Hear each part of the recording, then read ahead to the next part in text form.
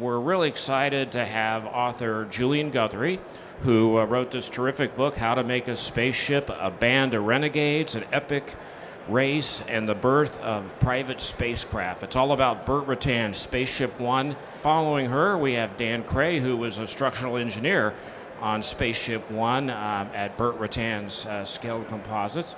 So at this time, I'd like to welcome Julian Guthrie.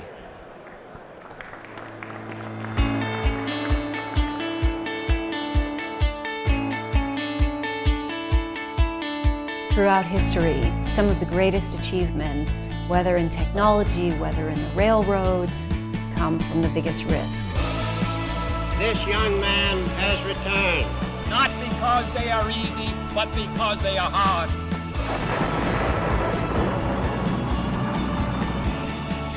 Tranquility Base here. The Eagle has landed. Wow, you would not believe the view. Holy mackerel. It's a story of inspiration. It's a story of the fact that you can do anything if your heart and your soul truly desires. Peter Diamandis is the main character. The X Prize, a $10 million contest. He's kind of like this conductor of this great orchestra, and there are all these other players. Burt Rutan and Paul Allen, Mike Melville set me on an epic journey, a journey that would have me raise a $10 million cash prize and challenge the world to build private spaceships, take me and my friends up into space. This is, in a way, a band of misfits, people who wouldn't follow instructions, fueled by their own passion, and they went ahead and they changed history. Passion and purpose is far more important than any equation, far more important than money. The best way to predict the future is to create it yourself. This story, I hope, is an inspiration to keep taking big risks, whatever you're doing, whatever your spaceship is, so to speak. And at the end of it, that you feel like you can put down this book and you can go out and do something impossible in your own life. That's what I hope people get out of it.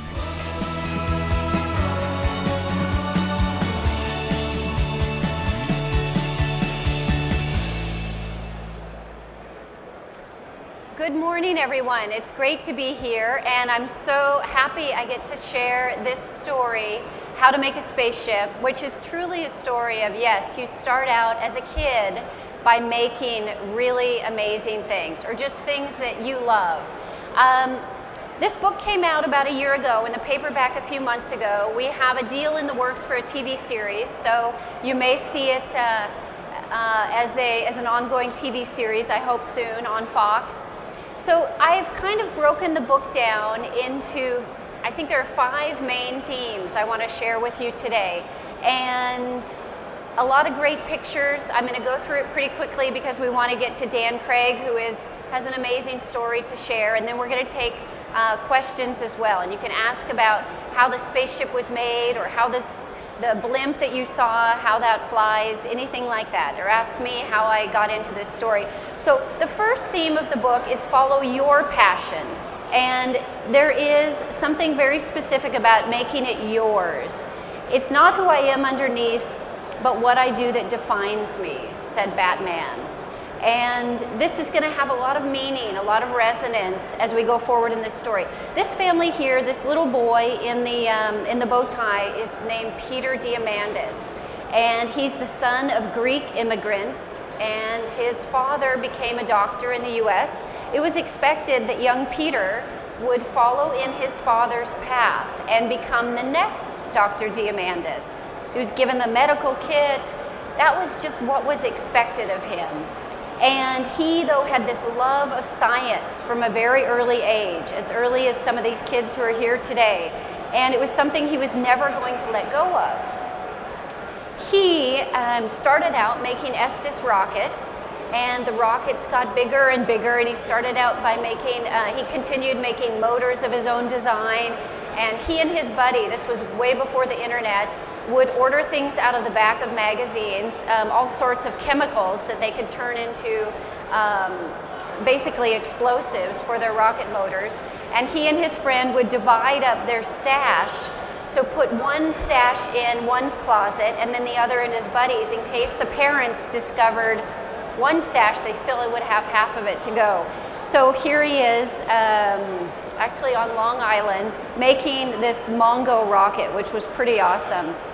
So that was the first theme. The next one is take big chances. And when you're making, modeling, aviation, rocketry, obviously there's a lot of trial and error there. Take big chances. If you can dream it, you can do it, said Walt Disney. And this story is very much about that. No matter how big your dreams are, no matter how crazy they may seem, they are attainable. And here is a young boy who I know most of you know who he is as an adult. I'm going to show you another picture to give you a clue. A guy who, just like Peter Diamandis, was obsessed with building rockets and getting to space. He watched Apollo 11 land on the moon in July 1969. Burt Rutan was obsessed with making model planes. Any kind, any size, anywhere. His brother, I love this detail, his brother Dick Rutan, who became a very famous pilot, would buy these little kits and he would make them following the directions, and he would build them and fly them and crash them. And younger brother Burt would pick up these balsa wood pieces and build something entirely of his own design. Burt Rutan never wanted to build something that had already been built, which is really key to what he goes on to do in his life. And a great message, going back to follow your passion. Here he is in a kit built Veravigen, which is a crazy, improbable looking flying machine. And he is the pilot and looking very much like Elvis in this picture. Amazing guy. And here is, of course, the Voyager, the first plane to fly non-stop, non-refueled around the world, built by this small team in the Mojave Desert, the Rutan Aircraft Factory. Again, people said it could not be done. The military, the US military, had been able to fly half that far, and that was it, with a number of different planes. So Burt didn't believe that this quest was impossible. Next theme, which really speaks to the slide we just saw with Burt and with the Voyager, an amazing, when the Voyager landed at Edwards Air Force Base in 1986, it was on the cover of every magazine, it made global headlines, and it was a small team doing something really monumental. And I love this quote, "Where we're going, we don't need roads. Follow your own path," is one of the key messages of this story that I'm so proud that I got to write and that I get to share. This is so true. Remember that boy who was building rockets? Well, now, to really appease his parents, but to also learn as much as he could about aerospace, he goes to MIT, he goes to Harvard, he gets his medical degree without ever having any intention of practicing medicine. He thinks that maybe it will help him somehow learn the secret sauce to live long enough so he can one day get to space. I mean, so imagine, you've got to have it really bad. You've got to have that space bug really bad if you're going to, go to Harvard Medical School and do that just to maybe incrementally advance your chances. So he gets out of college with this six-pack of degrees, and he's realizing that at this time the space shuttle was flying, but it was really over budget and under delivering, and it was not doing what many space enthusiasts had hoped it would do, which would open access to space. He starts to think about, how could I get to space if I can't go there through NASA, which was really the only channel. I love on this whiteboard, so he gathers this group of people just like you, of rocket scientists, of makers, of big thinkers, and they're coming up with ideas for how to possibly get to space, again, without the government's help. And he writes on the whiteboard, small teams can do big things. So this, of course, is a part of the book which is so key, a part of the story. Peter Diamandis is at home, December 1993. He's reading the story because he's about to get his pilot's license as well. And so he's reading Charles Lindbergh's story, The Spirit of St. Louis, which is an amazing book. And he has his aha moment. He realizes that Lindbergh flew in 1927 not as a stunt, but to win a prize, a $25,000 prize offered by a hotelier named Raymond Ortega. And Peter's like, oh my God, and he scribbles in the margin and he's highlighting, and he's like, when Lindbergh lands in Paris, he arguably becomes the most famous man on earth, but more importantly to Peter, he really galvanizes, jumpstarts a non-existent industry, the commercial airline industry. It was existent, but it showed people that this was possible, his landing in Paris. And Peter thought, what if I could do the same thing for space that Lindbergh did for commercial airline travel? So in May 1996, he goes to St. Louis, which is where Charles Lindbergh famously found his backers, and he announces he has astronauts on stage with him, he has Burt Rutan on stage with him, he has the head of NASA who's there, he has Buzz Aldrin, and he announces, this is a great part of the story, this $10 million prize for the first team that can build and fly a manned rocket to the start of space twice within 2 weeks to prove some form of reusability, the holy grail of space travel. And he announces this prize, and there's a funny detail about it, which I'll get to. So after this, okay, you're crowdsourcing, basically crowdsourcing before this term really existed, your problem. So how are you going to solve a problem without kind of the experts' help? So experts are clueless at times. Success is being able to move from one failure to the next with enthusiasm. And there was a lot of failure along the way. But when you're crowdsourcing a problem, who are you going to get? You're going to get the maverick, kind of off the grid, think different types. You're going to get a guy who maybe lives in a bermed, octagonal shaped house in the Mojave Desert. You're going to get a guy who has the tail section of an airplane as his mailbox. You're going to get different thinkers. You're going to get Burt Rutan. And he heard about the X Prize. He was on stage that day. He thought, what if I could take everything I've learned about building airplanes and just extend it and get to the start of space? Again, this was like the front door of space. This was 100 kilometers, 62 miles, the Von Karman line it's called. So you're also going to get this whole cast of great characters from across the globe. You're going to get this guy who's in England, and he's working in a Colgate toothpaste factory, but he's always dreamed of rockets and of getting to space. He was one of these space geeks, just like Peter. He drops out, he leaves his secure job, he maxes out his credit cards, his wife nearly divorces him, but he ends up building, in this quest to win the X Prize, he doesn't win the X Prize, but he builds what is the largest rocket ever flown from the UK mainland. Nobody said it could be done. You get a guy named Dumitru Popescu, a young graduate student in Romania who drops out of school much to his parents' chagrin and starts building rockets in his father-in-law's backyard in the outskirts of Bucharest, and risks his life, has this scrappy team, subsist on basically nothing, just in this same shared passion, obsession to try to do what others said was impossible. And Dumitru, by the way, ends up flying the largest private rocket ever flown from Romania, and the Romanian space officials were not happy because it was what they should have been doing. You get,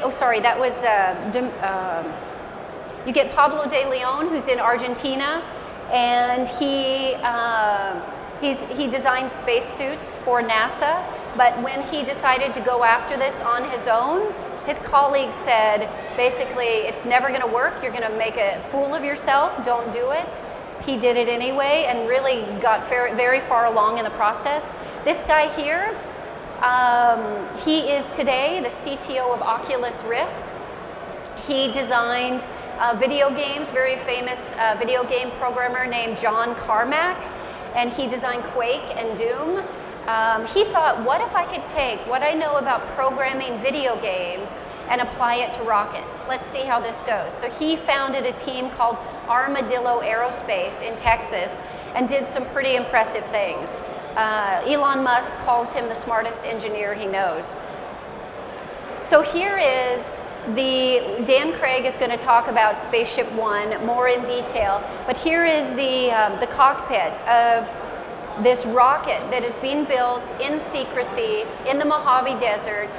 A very famous benefactor who tried to keep his name out of it for quite a while, Paul Allen, the co-founder of Microsoft, is involved in this, in backing it. This is something that was, if Peter had an aha moment in the crowdsourcing through Lindbergh, this is Burt Rattan's aha moment. And Dan is going to talk more about this. It's called the feather.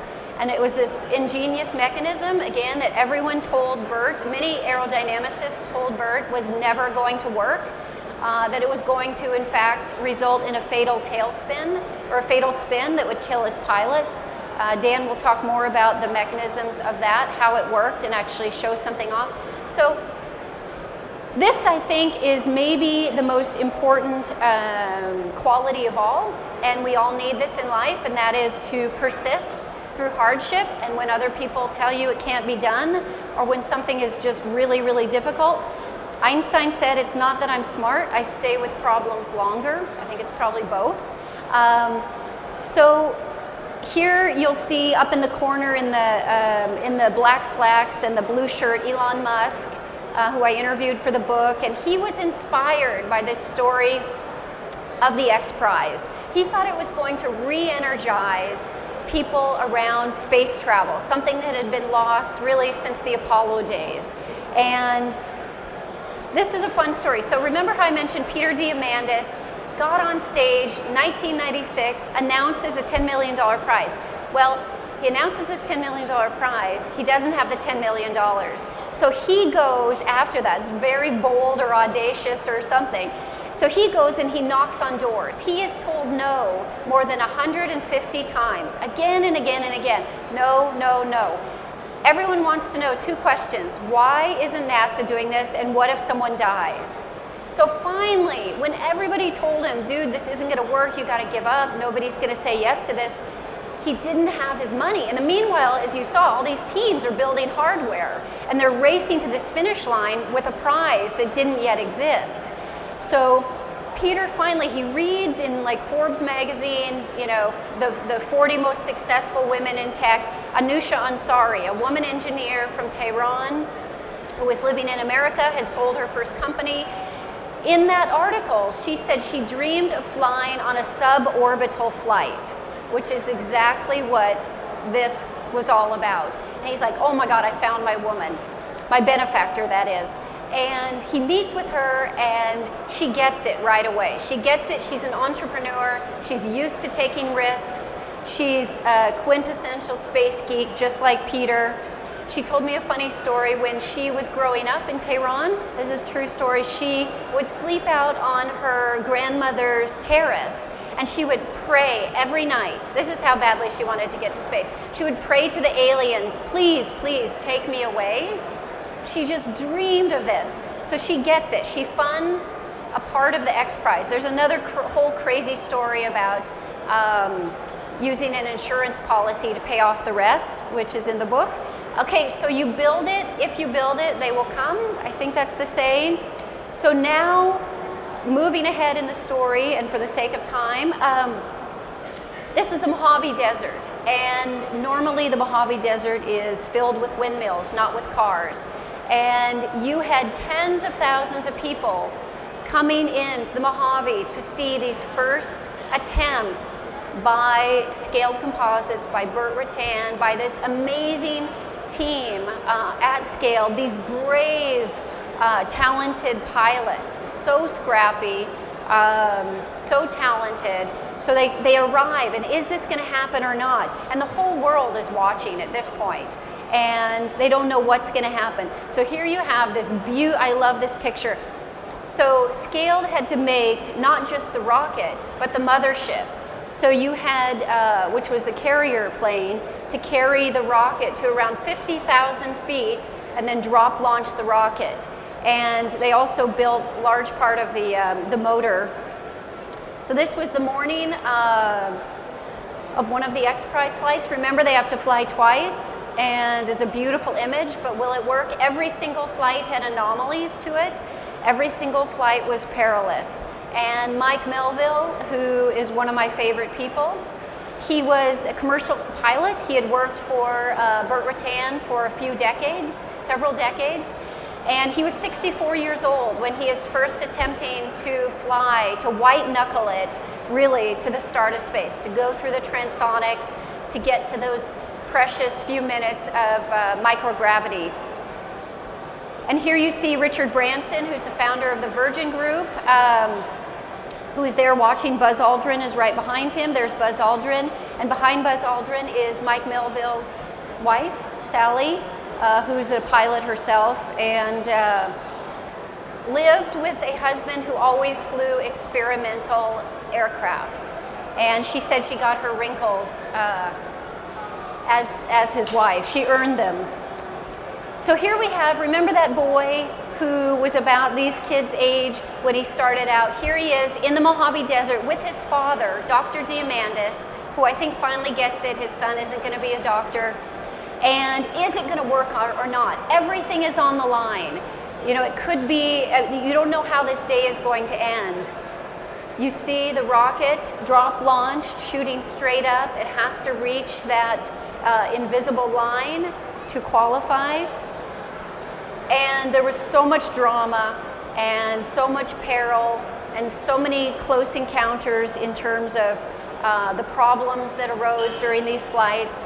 But the pilot kept flying.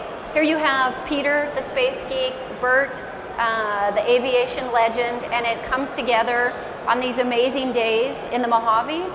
So message, dream big, change the world. And this is one of Bert's favorite sayings, which I love, which is so true. The day before something is a breakthrough, it's a crazy idea. So applaud the crazy ideas, embrace those crazy ideas.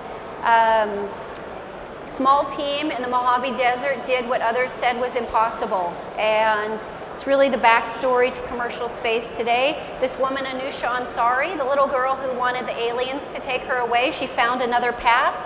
She ends up becoming the first female private space explorer. She spent 10 days at the International Space Station.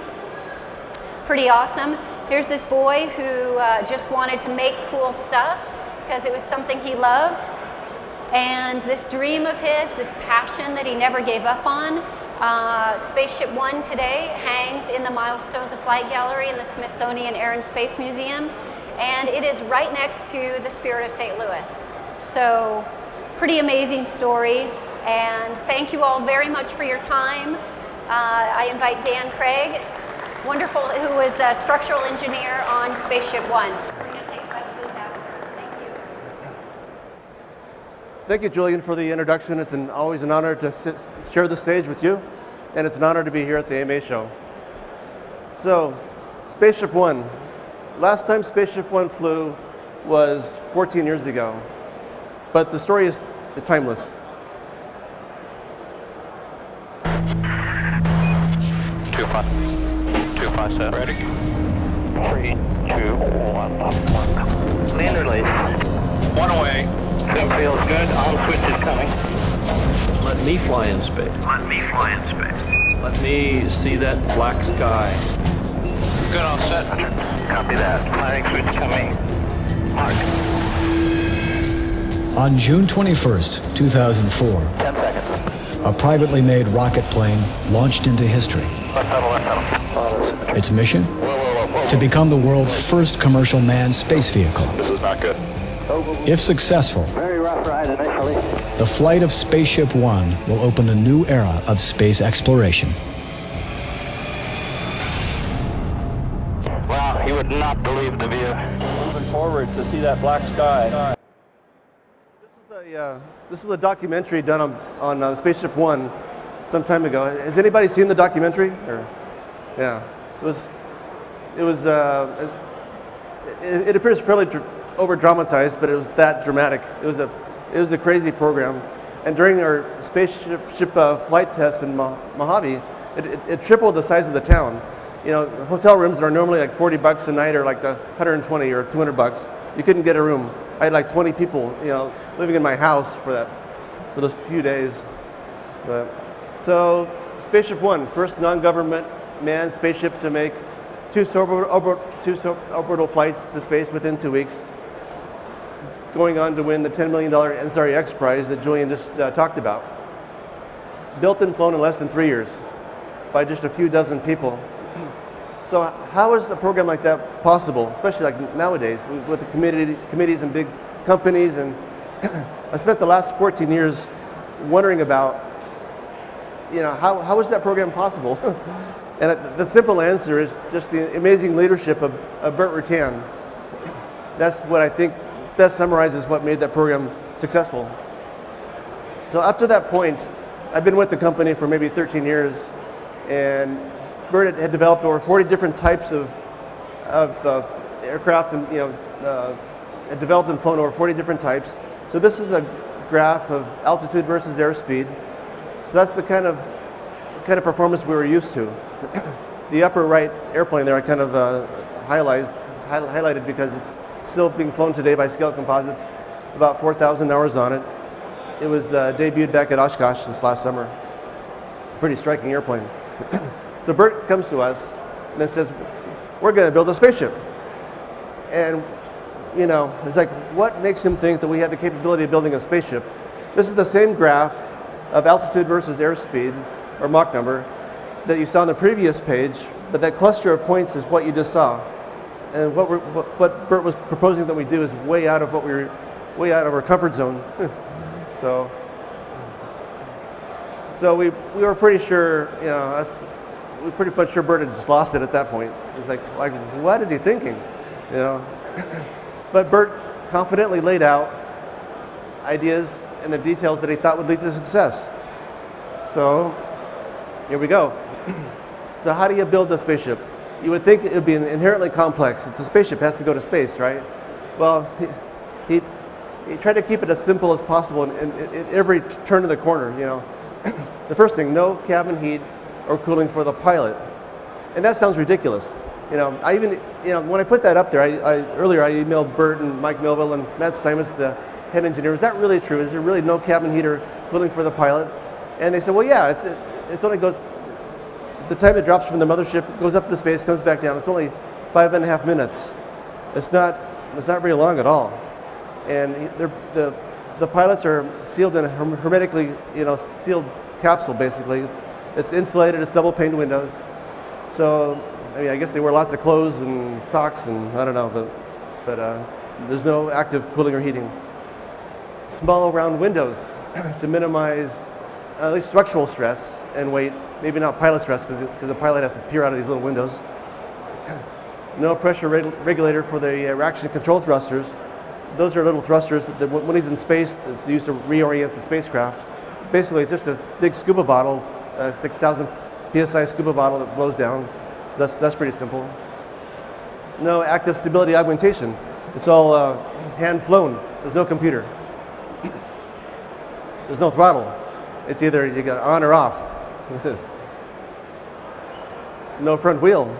You're only landing. You're not taking off. So once you drop to the mothership, you know you don't need the front wheel. Just land on the skid. There's no propellant pumps because one of the propellants is nitrous oxide that's self-pressurized, about 700 psi. There's no real thermal protection. They say that they had thermal protection, but no, it's really Bondo, not really colored Bondo. No separate pressure in tank. Sometimes rocket motors use a separate pressure in tank. It's all self-pressurized. There's only one rocket motor control valve. To keep things really simple, it's just one valve. Valve opens up and spills the nitrous oxide through the rubber fuel. There's no in-flight gear retraction method. It's only a one-way gear like the space shuttle. It comes down. You don't have to retract it. It only goes one way. It's all spring-loaded. And the rocket motor assembly is glued to the fuselage with silicone. This next picture kind of shows that. It's the big ball there you see is the nitrous tank that's glued with silicone to the sides of the fuselage, the walls. The fuel part of the rocket motor is the cantilevered the tube off the back that's lined with rubber. So the rubber is the fuel, nitrous oxide is the oxidizer. There's a valve in between the two, and once the valve opens up, it starts spilling the nitrous through the tube in the back. And there's little fireworks sparkler things that get everything really hot and get the whole combustion process working. So it's a really simple system. You can't, it's virtually foolproof. One other cool thing about this picture, though, is, it's a spaceship, a winged spaceship. So it has to fly subsonically, supersonically, and in space. So it needs 3 different kind of control systems. So subsonically, those are all the push rods you see going to the control stick in the front. It's just like like a Cessna at the local airport. There's nothing magical about it. But once you go supersonically, those don't work. So the outboard stabilizers in the bottom part of the rudder are electrically actuated, for supersonic, travel in space. But once you're in space, those don't work. So then there's little reaction control thrusters in the wingtips and the nose that it just blows out pressurized air from the scuba bottles I mentioned earlier. So that's how in space how they reorient the spaceship. So it's a very interesting design. So we still weren't convinced that we could do this. But Bert methodically laid out each step that would be required to be what he thought would be successful. And the first step, we got to build the mothership. We got to build our own, like B-52 that drops the X-15. We got to build our own, the carrier aircraft. So it was no coincidence that the nose of the mothership looks just like the spaceship because it's made from the same molds, same materials, same windows, same systems. So it's a way of exploring and exercising everything that's going to go in the spaceship first in the mothership. It was absolute genius. We'll talk about the feather later, but the pneumatics that raise and lower the feather are the same pneumatics that raise and lower the landing gear on the mothership. So he's duplicating as many systems and structure as possible. And the pilots, they can fly the mothership as much as they want. They can simulate the same approach. They can get really comfortable with the environment before they have to fly the actual spaceship. So it's absolute genius on Bert's part to build it this way. Next step, of course, build the spaceship. And then after this, it was pretty much, it's kind of a common, sense kind of approach. You carry the spaceship on the mothership, see how the two handle together, and then of course drop test the Spaceship One as a lightweight glider without any propellant, see how that handles, and then you drop test and exercise the feather. We'll talk about the feather, but it folds the Spaceship One in half for re-entry. And fill the nitrous and shoot the nitrous out the back to exercise the whole rocket motor system. Eventually fire the rocket motor for a short duration burn, and then fire the rocket motor high enough to actually exercise the feather, we'll talk about it, where it folds in half for a supersonic re-entry. First full rocket motor to flight to space, and then we're ready to go after the X Prize. So just 2 more flights to win the prize, and we're done. You would think it'd be like that simple, but it almost was. So, this is a kind of interesting pictorial. We put this on the side of the mothership that records each one of the test flights. So flights 1 and 2 up there, those are the captive carry flights. And where it circles down, you can see where we dropped it. And I want to point out, like flight 11, that was the very first time that one of our pilots had to hit the fire rocket button, and that took a huge amount of bravery. That was Brian Binney. He was the first guy to step up and hit the fire rocket motor, and he'll forever be my hero. And to watch, we were out there watching it, and see the little speck up there suddenly just almost accelerate out of your visual frame. It's like amazing. It's like there's a human in there. It was like, wow. Oh, and this scale tries to be kind of clever with the end numbers. So the 328 kilo foxtrot, anybody know what that might stand for? Anyway, it's what defines space. 328,000 feet it's an easy way for me to remember now because the end number, but that's what the edge of space is defined as, or 100 miles or 62 kilometers. But Oh, another story real quick. The altitudes of the higher flights are above the spaceships. So the third to the last flight is 328K, or 328,000 feet. So the third to the last flight barely made space. It's just like 328,000 feet, 400 feet. Just barely made it. And we were sweating on that one, like, we're gonna make it? And so there's a matrix where every pound that you can save on the spaceship, you go 129 feet higher. So we were very weight critical. Like we're trying to take everything out of the spaceship to make it as light as possible. So because we were just over 400 feet over the defined definition of space, after Mike Melville landed on that flight, Bert walks up to him and says, well, good thing you didn't have a really heavy breakfast this morning, because I think we would have had too much weight.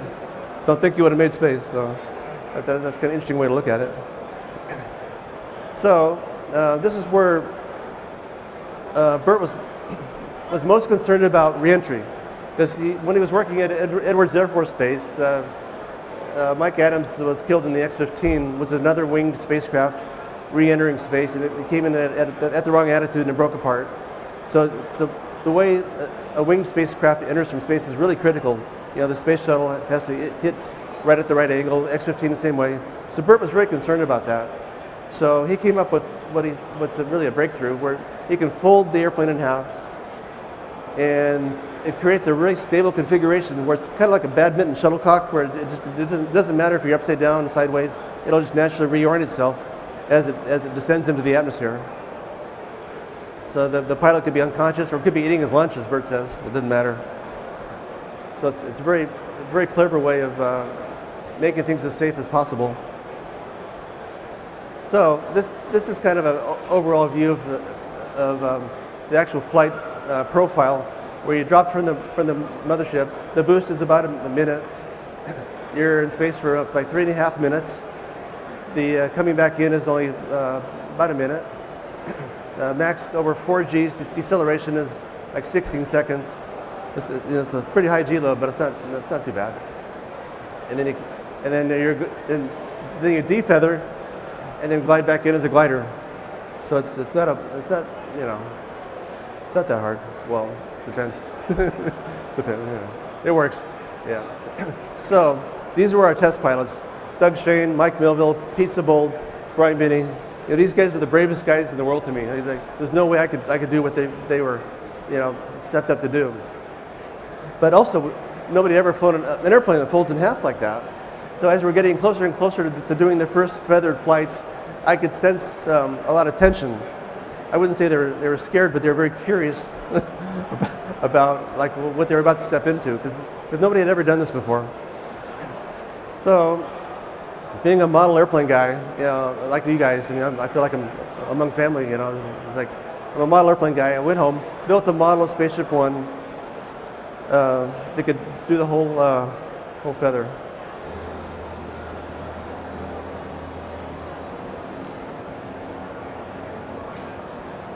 Here's the feather. You see it kind of bobbing in the recovery.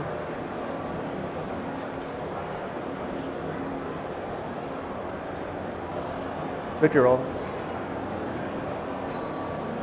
This model is made out of carbon rods and ripstop, by the way. Kind of like old stick of tissue.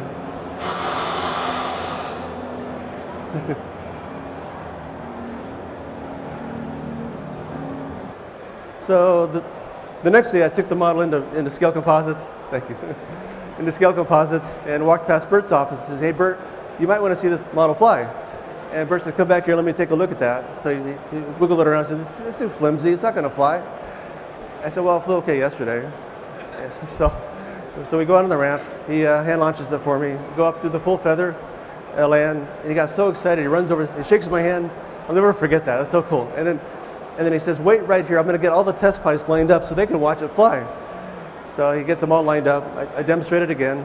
It's like Bert saying, "See, I told you it would work." So it was the first demonstration of it.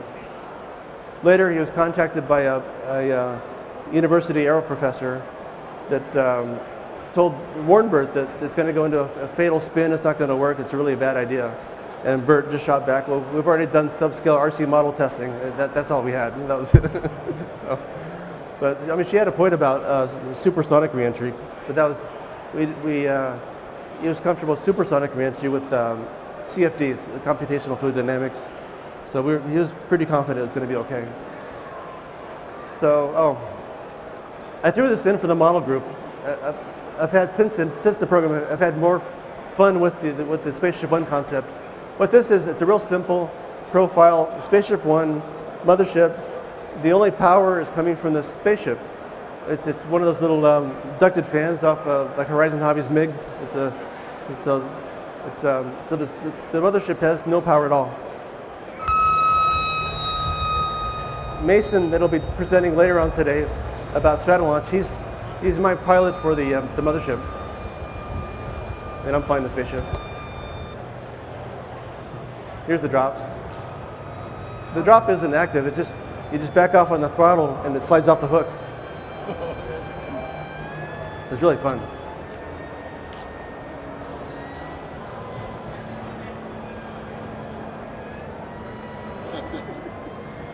You can see the mothership coming in to land.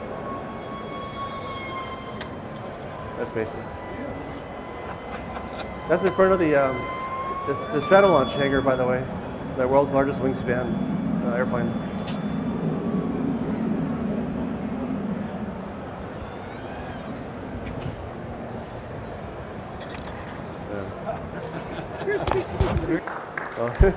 Thanks. And then I threw in this next video. I was trying to make a bigger Spaceship One model, but this one didn't end too well. And you have to kind of listen carefully what my kid says at the end of this. My 10-year-old is filming this. That's Jeremy Robbins I work with.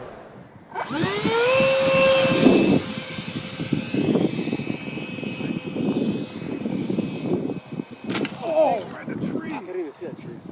Did you say the F word, Dad? Yeah.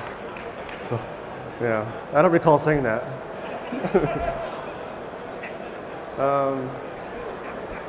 A little bit about Bert's management style.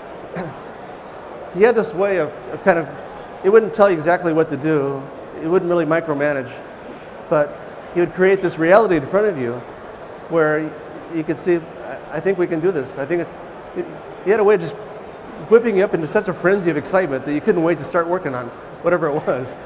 But like he didn't micromanage, but he chose those that he trusted to do the work. But he also trusted those people he chose. He trusted that they would come back to him with concerns and problems.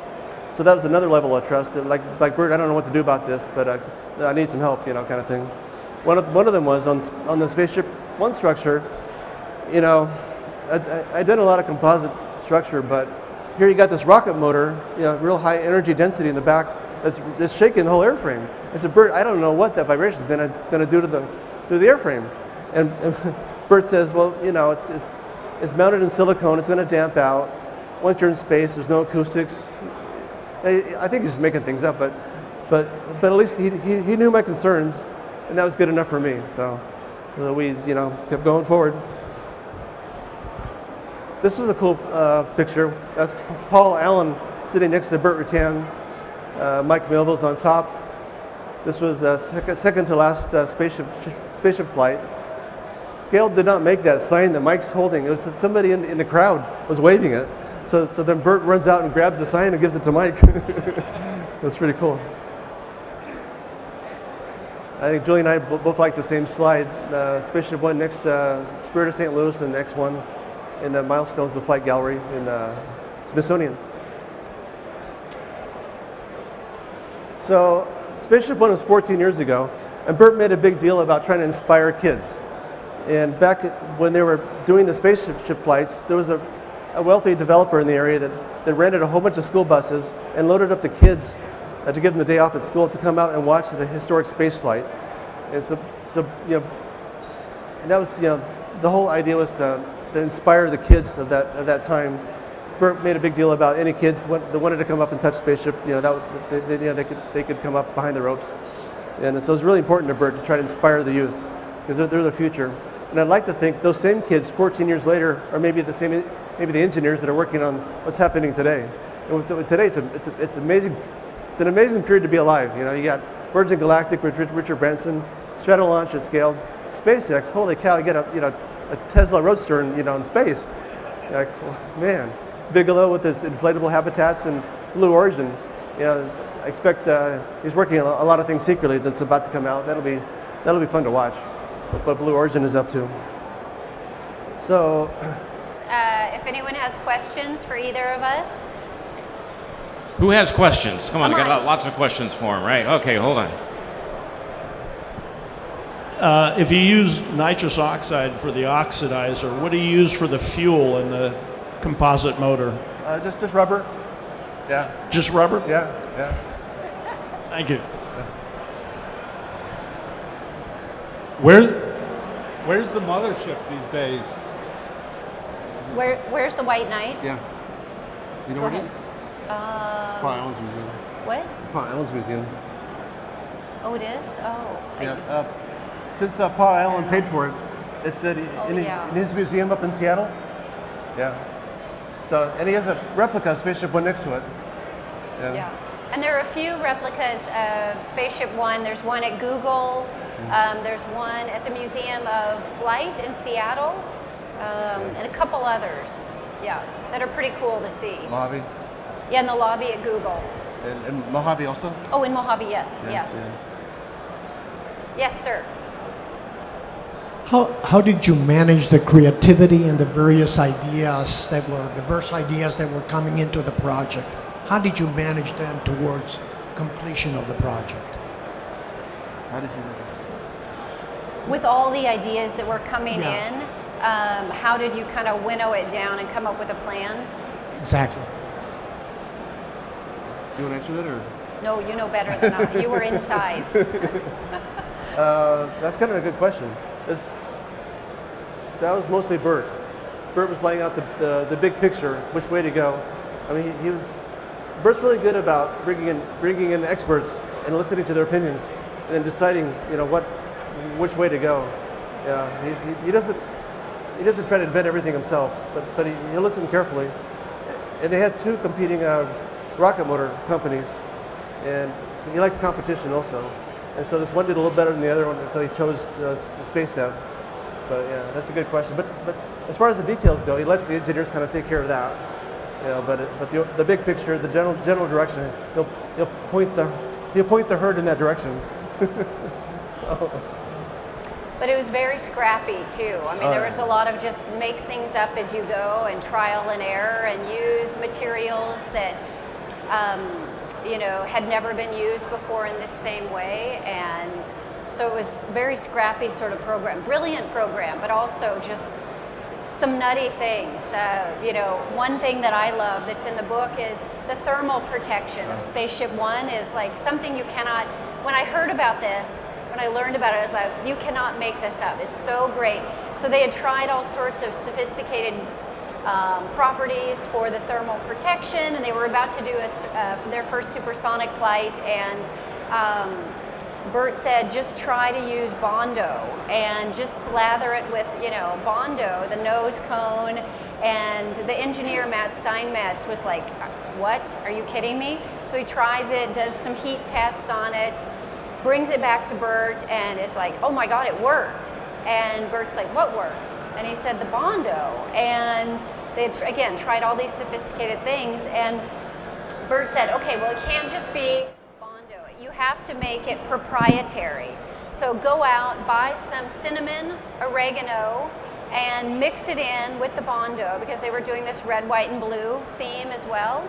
And so that's exactly what they did, and that's exactly what Spaceship One had when it went to space. And people say if you look closely enough, you can see little flecks of oregano on the side of the real Spaceship One.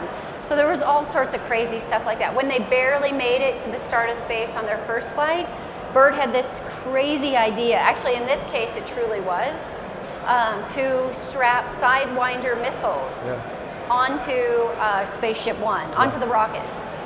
And at that point, the test pilots were like, no way, we trust you to an extent, but that was like pushing it way beyond.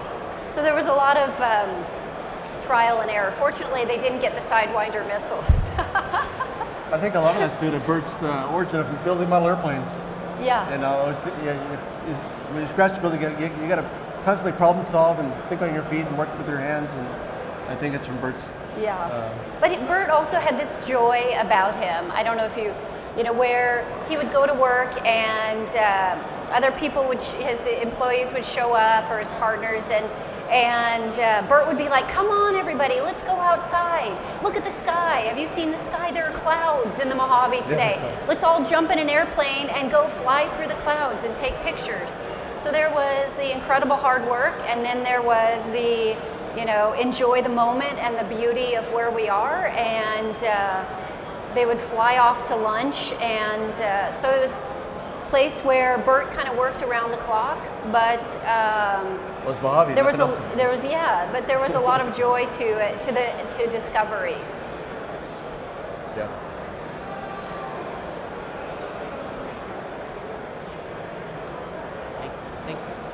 Thank you both. Can you hear me okay?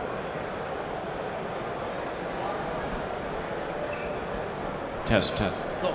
Thank you so much. Thank you both for the great presentation. For Julian, just wondering how Peter got entree to sort of the space community as a physician, you know, a trained physician. And for Dan, just wondering where Scaled Composites is now as far as what kind of programs they're doing. So Peter had launched a rocket company. I forgot to mention that while he was getting his medical degree at Harvard, he had a rocket company he was running in Houston. And so he was doing that. He had launched the International Space University while he was at MIT. He had launched Students for the Exploration and Development of Space while at MIT or Harvard. So it was this international, or first it was a national space club, and then the International Space University. And then he had the rocket company while he was in medical school, as if he didn't have enough to do. And then the X Prize, of course, you know, it made history. And you know, everybody from Jeff Bezos to Elon Musk to Richard Branson to all these folks who I showed you some of their pictures, who jumped into the mix to try to, you know, make this happen with him. So it was really his passion that drove him and that gave him the credibility and the hard work. And then he offered the incentive to make this moment in history happen. Yeah. And the question for Scaled was? Okay. Yeah. Could you repeat the question? Huh? Could you repeat his question? Yeah, he was asking what's the latest project Scale's working on. Later on today, Mason Hutchison is going to be talking about Strato Launch, which it's the world's largest wingspan airplane. You know, and maybe once it flies, it's considered an airplane, I guess. It hasn't flown yet. But a 385 square foot wingspan, I think. That's currently the all-consuming project at Scaled. You know, it's a lot of stress. I think it's been publicly announced they're going to try to fly later this year. So it's being funded by Paul Allen, the same person that did Spaceship One. There's a lot of smaller programs at Scaled, but that's the big one right now. Yeah, thank you.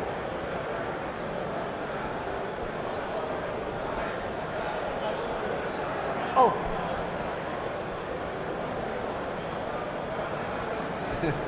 Thank you so much for the presentation. Amazing. I have one question for Julian.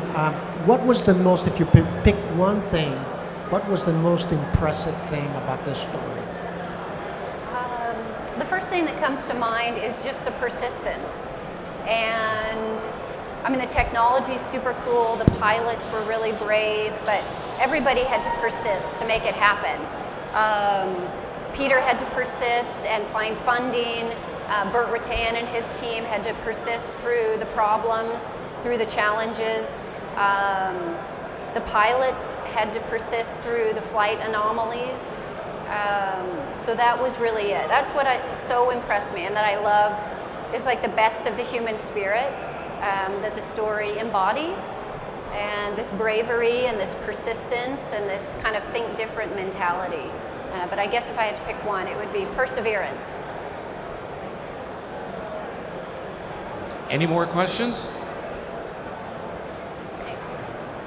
Okay, so Dan and I will be over signing books right after. If you want to get books. Everything you heard on the stage and more from these two great speakers is in this book. It's absolutely terrific. So thank you, Julian. Thank you. Thank you, Thank Dan. you, everyone. Thank you.